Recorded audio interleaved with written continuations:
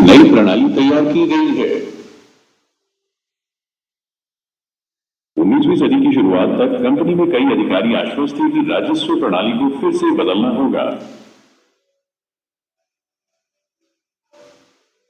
लेकिन सवाल यह था कि ऐसे समय में राजस्व को स्थायी रूप से कैसे तय किया जा सकता है, जब कंपनी को प्रशासन और व्यापार के खर्चों को पूरा करने के लिए अधिक धन की आवश्यकता थी। बंगाल प्रेसिडेंसी के उत्तर पश्चिमी प्रांतों में इस क्षेत्र का अधिकांश भाग, जो अब उत्तर प्रदेश में है, ओल्ड मैकेजी नामक एक अंग्रेज ने नई प्रणाली तैयार की, जो 1822 में लागू हुई। उनका मानना था कि गांव उत्तर भारतीय समाज में महत्वपूर्ण सामाजिक संस्था हैं और इसे संरक्षित करने की आवश्यकता है।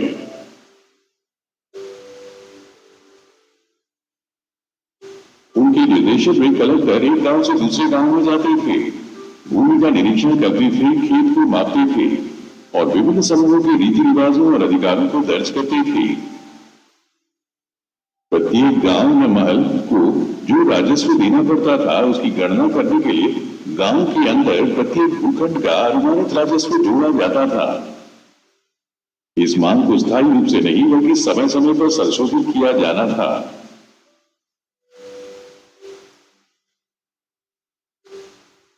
राजस्व एकत्र करने और कंपनी को भुगतान करने का प्रभार जमींदार के बजाय ग्राम प्रधान को दिया गया था। इस व्यवस्था को महालवाड़ी व्यवस्था के नाम से जाना गया। मुगल प्रणाली। दक्षिण ब्रिटिश क्षेत्रों में भी स्थायी बंदोबस्त के विचार से इसी तरह का कदम उठाया गया था।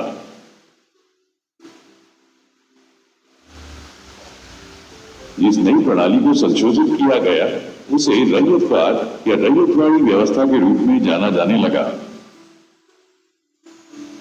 कैप्टन अलेक्जेंडर रीड द्वारा टीपू सुल्तान के युद्ध के बाद कंपनी द्वारा अपने कब्जे में लिए गए कुछ क्षेत्रों में इसे छोटे पैमाने पर आजमाया गया था।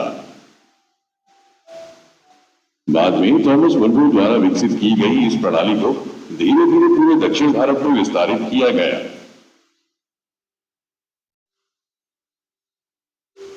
रीड और मुनरो को लगा कि दक्षिण में कोई पारंपरिक जमींदार नहीं है।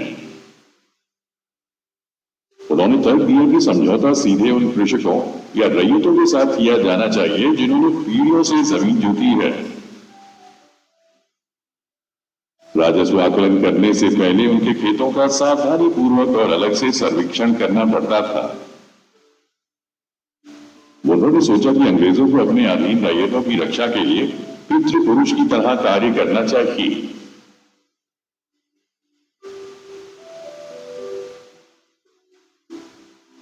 सब कुछ ठीक नहीं था। नई प्रणालियां लागू होने के कुछ ही वर्षों के भीतर यह स्पष्ट हो गया कि उनके साथ सब कुछ ठीक नहीं था। भू राजस्व से आय बढ़ाने की इच्छा से प्रेरित होकर अधिकारियों ने बहुत अधिक राजस्व की मांग निर्धारित की।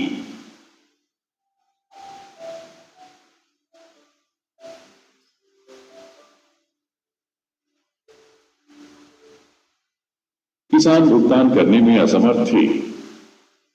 रैयत ग्रामीण इलाकों से भाग गए और कई क्षेत्रों में गांव वीरान हो गए।